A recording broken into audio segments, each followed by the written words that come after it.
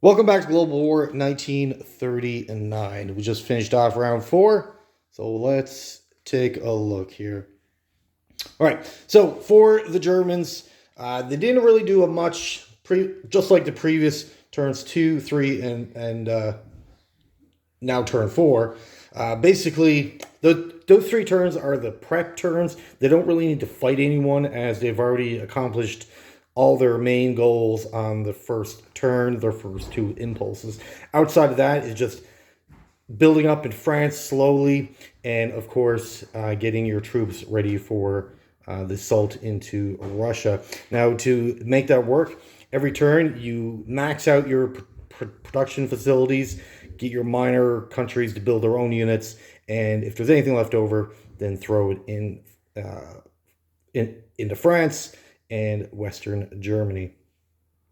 So we're all set. We got everything mustered up. So right now we have 25 infantry, 3 SS infantry, 3 heavy artillery, 7 artillery, 4 Mark IVs, 16 Mark IIIs or medium armor. We got 5 mechs and 4 SS mechanized. And joining them will be 2 more artillery, 2 more SS mechs, 4 more infantry, and 2 more Mark IVs.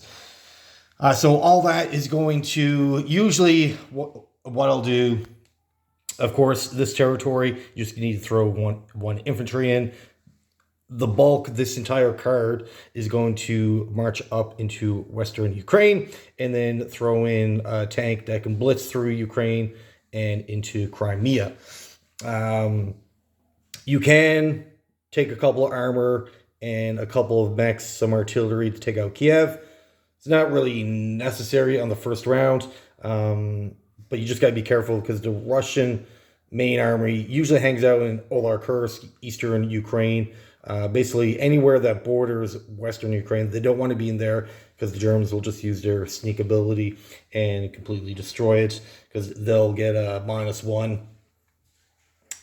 So they want to negate Germany's special ability into attacking Russia. So they just usually hang out around this area here.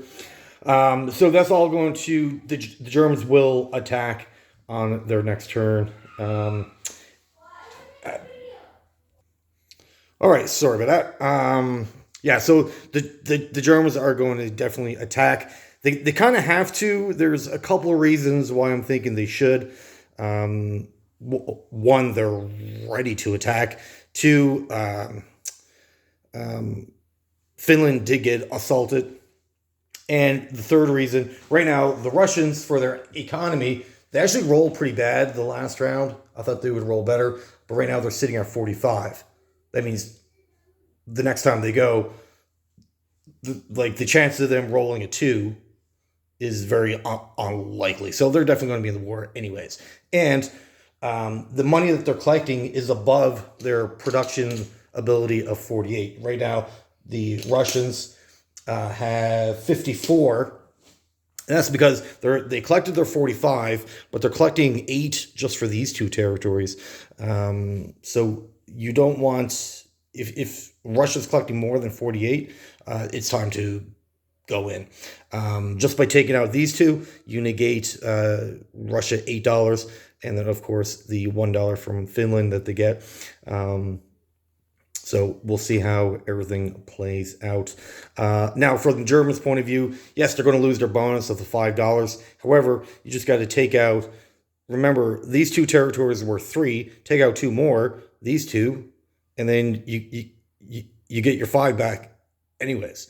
And then, of course, they're going to take Crimea. So they're actually going to even, if that's all they do, they're going to collect $6, which is more than their bonus.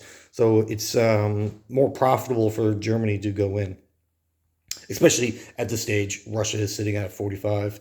Like I said, there's no way they're rolling a 2. Yeah. So they're all good to go. Paris is, it's not the strongest. Let's see what they have here. We got 3 infantry, 3 infantry, 3 infantry, and in Paris itself, we got 4 infantry, 2 light armor, and a paratrooper. So not a lot. More defenses definitely needs to go in there. Our overflow from our last purchase, 4 infantry and a medium tank, they should come down as well. And now you might be thinking, like, our Air Force is here, and we did. Sorry about that. I got 5 kids and being a little loud. So we got our Air Force sitting in Western Germany. Now, the reason why, like, your first instinct might be to get them to the front, use your Air Force in Russia. Great. Yes, that was my first thought as well. However, the German Navy got completely destroyed. A lot of times in this, what ends up happening, this whole seaway between Britain and Scandinavia typically becomes a dead zone. So the British Navy is afraid to do anything in this because they'll just get attacked by the German Navy, and vice versa. The German Navy don't want to come out because they'll be attacked by the British. However, the Germans don't have any Navy. They have 3 transports and a destroyer. It's not going to do anything. That's why they've been hanging out in Sea Zone 20 and 19 is too far away for the bombers. If they went into Sea Zone 18, the bombers can come in and get back. But so the Air Force is kind of doing the job that the German Navy is supposed to be doing. Yes, they could put more money into it, but the more money you sink into the Navy, less money you have for the Army. So basically, if the British Navy tries to make a landing here in Oslo, or bringing their Navy to 16 to make a landing into Western Germany or whatever, the Navy will counter it. So the British did put some more money into their Navy and to try to, they're thinking about, they brought their Canadians over. All the Canadian troops are in Scotland. So if they do make a landing in Sea Zone 7, the German Navy can reach, have a landing spot, no problem. So does the British want to lose their entirety of their Navy just to take Oslo? We'll see. Oslo is tied to 2 different national objectives. So Oslo for the Germans is worth $11. So it's quite big. But the problem that they're facing, yes, is lightly garrisoned. The British would have no issues of capturing it, but then you got to worry about the counter. So they'd have to go in with enough force. Right now, the British got 5 transports, so they can drop 10 loads of infantry, armor, whatever in. The Germans have 3, so they can only get 6. And then you got to contend with the Air Force. Will they split up, send them all to the Navy, or send them all to the Oslo? We'll see how all that plays out. But yeah, that's the reason why the Air Force is here, trying to make this place a dead zone for the British. We'll see if it works out. They might not be. They may just risk it after all to get rid of that $10. We'll see. For the Italians, they did do both of their objectives that they wanted. One was a walk-in for Iraq. They did activate it, getting themselves another $2, 2 more infantry. So there's going to be definitely a fighting between Iran and Iraq. The British did bring, they had a bunch of guys down here. They did transport a couple up via the transports here. And not really a blocker, maybe a blocker, but Iranians do decide to attack. The South Africans can help them out in so for the rest of Italy, just building up, got some more heavier equipment, got some 2 medium tanks and a heavy artillery. They went in here with artillery and 2 infantry and one of their elite infantry. They also utilized their medium bomber as well. There was only 1 infantry from the British and their fort that they had to contend with. So it was a pretty easy battle. So right now, the Italians, have all their objectives that they wanted so far in this game. The only one left now really is Cairo. Outside of that, build up their navy, go challenge the Americans in the Atlantic. So we'll see how all that plays out. But money-wise, territory acquisition-wise, they don't really need much more. For territories, they would like to take out these two from the British. This one, get the Horn of Africa back, capture all of the Middle East, and they would probably call it there. Just build up. They might come down here if the opportunity arises, but territory acquisition, they just want this part of the world, and they would be happy. FEC, they did engage the Japanese in Burma. Burma, is it? Yes, Burma. They did reopen the road into China, so China now gets their bonus back, their ability for the Americans to lend lease tanks, and the Chinese ability to purchase artillery. So this is huge. Plus, it gives China a $5 bonus as well. So by having this open, it is massive.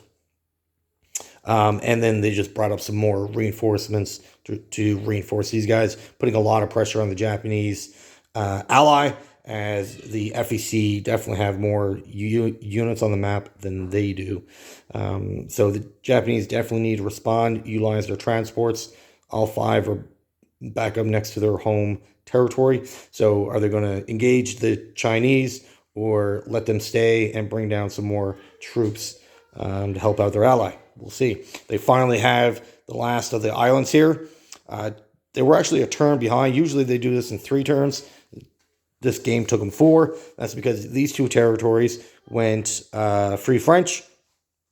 So they had to utilize units that they normally, or in other games that they didn't have to, because they went Vichy in the previous games. So kind of threw their round 1 plan off slightly. Basically, they're a turn behind. The Anzac fleet that was here had a transport, a cruiser, destroyer, and a sub. Japanese, from this base here, a couple destroyers up here came down and took them out. They didn't have no transports to spare to engage the island, so Anzac still owns the island. They just are kind of trapped there. But they got 4 islands here, so the Japanese do need to put in some work to recapture this. But the first job is to get rid of the Anzac fleet so that the transports can move around freely, and the Japanese war ships can go do something else that is more urgent. The main fleet, after the Battle of the FEC, they did move down, utilizing their port to repair their capital ships.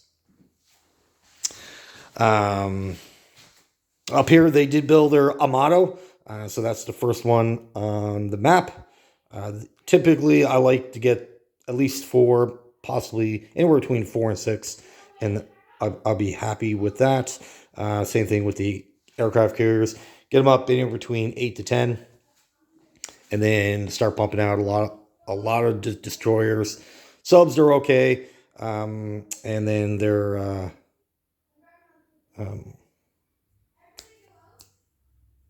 cruisers as well. They had to reinforce. They did utilize a lot of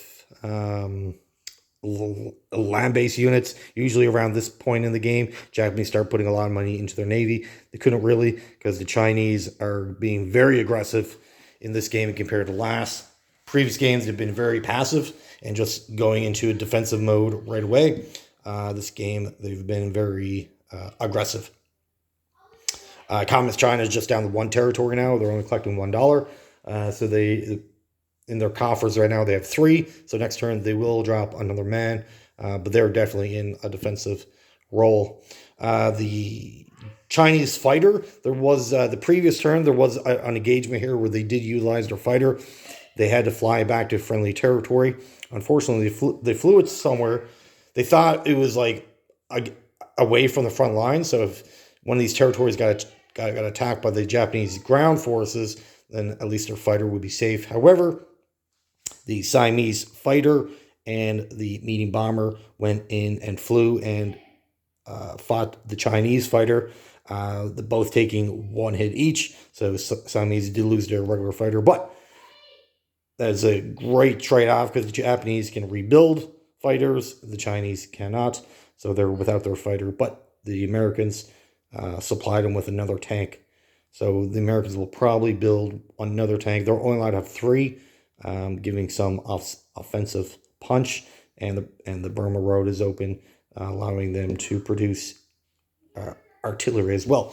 So the Japanese, or the Chinese, sorry, are producing $16 a turn. So it's 4 infantry and artillery that they can pump out, giving their defensive and giving them some offensive punch where opportunities arise.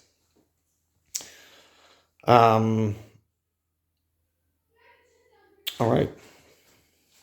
Which is good because the FEC, the Chinese, really want to force the Japanese into a ground war combat. They want to force the Japanese in spending money in on their army and try to mitigate or try to limit how much money they put in their navy, because the smaller the Japanese navy, the better it is for the Americans.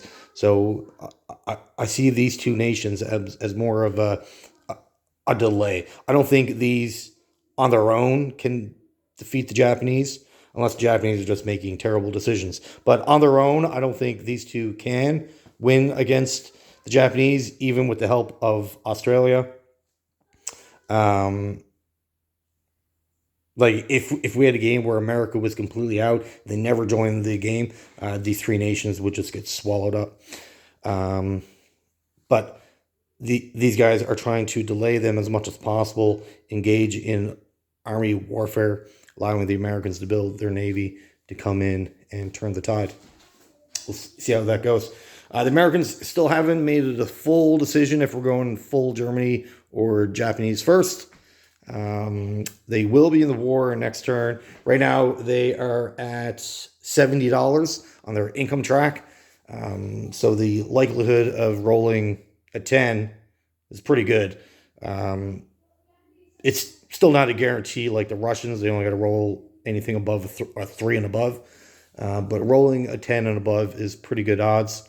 So America will more than likely be in the war. Unless the Japanese just get on this turn, they may just decide to attack these two islands now, with the understanding that the Americans were more likely they'll join themselves anyways. Or they might just leave it and take the risk, because America might only roll a 5. We never know. All right. So for the British here, we kind of already went over these. The British did have their navy up here. Next to Canada. Canada built up a couple of tanks and artillery, infantry. Sorry. So they're all over in Scotland. They just beefed up Calcutta. The army that was moving up from South Africa finally did all muster together, and the guys that took out the Horn of Africa turned around, came back. So they utilized their tank to blitz into here to recapture that territory, set up a defensive wall. So now they have 2 layers of defense for Calcutta. In Calcutta, we have 4 infantry, medium armor fighter, 2 heavy artillery, paratrooper, and 2 commandos. And then we got Iran up here. They got, he should have moved here, sorry. We got 3 infantry and medium armor. And then in Jordan, we got 2 infantry. And their 3 destroyers are still chasing the subs. They did already take out 1 sub. So they're going around chasing these guys down. Pretty much trying to keep them out of the Atlantic and away from the main fighting. Because right now, the only benefit that these ships are having is doing these convoys along the way. But once this gets removed, they'll chase them out of here, send them off to the Indian Ocean. But there is a convoy box here, which is kind of not the greatest. They may have to invest some money in the fleet to get rid of these, because even though you're like, it's only $6. $6 is a lot. That's 2 infantry away from FEC every turn. All right. All right, so turn 5 is coming up shortly, and Barbarossa will commence at that point. All right, well, thank you for watching. One more thing. Someone did point out about the Finland. So what I usually do with Russia into Finland, Russia has a lot of restrictions before they're in the war. The only real place they're allowed to attack or move into is Eastern Poland, Baltic states, and Finland. So turn 1 purchase, you only start with $15. I usually get 5 infantry. Sometimes I'll put all 5 into Moscow, or I'll put the 5 infantry up here. Turn 2, it's get infantry and artillery, place them up there as well. Turn 3, go in and attack. Normally, Germany is preoccupied with France, Poland, Yugoslavia, and then after that, they're trying to build up for Barbarossa, but they kind of don't put any troops up here. This past turn, they utilize their transport, got some infantry and some armor to try to save their Finnish allies. The Russians did back out. So right now that place is vacant. The units that were in there, the 3 medium armor, mechanized and artillery, is going to be needed against the invasion. So they kind of backed out. They kind of abandoned that campaign. They could have pressed on, no problem, but they would have had a way to turn for these 4 infantry, and then Germany could have reinforced a bit more. So they thought that was kind of a distraction, as they need the units down here. But normally, Germany doesn't put any guys up here because they're doing other things down here. So usually by turn 3, turn 4 for sure, you can go in and invade that. More likely you will lose, on the average, last couple of games, for maybe 8 infantry, you'll probably lose, because the Finnish, and if you do add more from the Germans, you're probably looking at it anywhere between 10 to 13 infantry that you'd have to fight. Plus, if you take out the fighter from Romania that goes up there, the Finns already start with a fighter, so that's 2 that you have to deal with. Yeah, so you typically lose anywhere between 12 to 13 infantry. So if you're only going in with 5, then don't do that battle. But if you muster up 10 infantry, use as much as your armor that you can, and your artillery, and of course use your fighters, use your air force. This is the reason why you win this battle. Because if we're going with low luck odds, where you add up all your combat values, divide by 12, and this is your expected hits on round 1, you can expect the Germans to land 6 hits. Without the air force, the Russians can manage 4 hits, which is not good. With the air force, then they can manage 8. So then you're outpacing the Germans. So if you get 8, say you get the averages, the Germans will lose more than half their force in the opening round. Yes, you will lose a good chunk, but it's a good trade-off, and it completely limits the the Germans' ability to launch a northern aggression. They're probably not going to go with a central attack. They'll take out these 2 territories with whatever survived in Warsaw, but you can expect the bulk of the German army to come south, as it's I wouldn't say the most logical, but it's the easiest for sure, because you can drop 13 units here every single round. So you're not going to purchase 13 units and then ship them up here just to attack in the center. You're just going to go into the south, right? So even if you just take out the 1 territory in Finland, take out all their soldiers, they have no ability to wage war up north, so you just have to focus everything down south. So that's how I deal with Finland as the Russians. But it does come at a cost. You are losing a great number of infantry. Now, if there's an understanding between players that you just won't attack from the north, okay, great, but are you going to trust your enemy? No. So you do want to get rid of that threat while you can, and then hopefully you can repurchase the losses in time for the attack or for Barbarossa. All right, well, thank you for watching, and have a great day.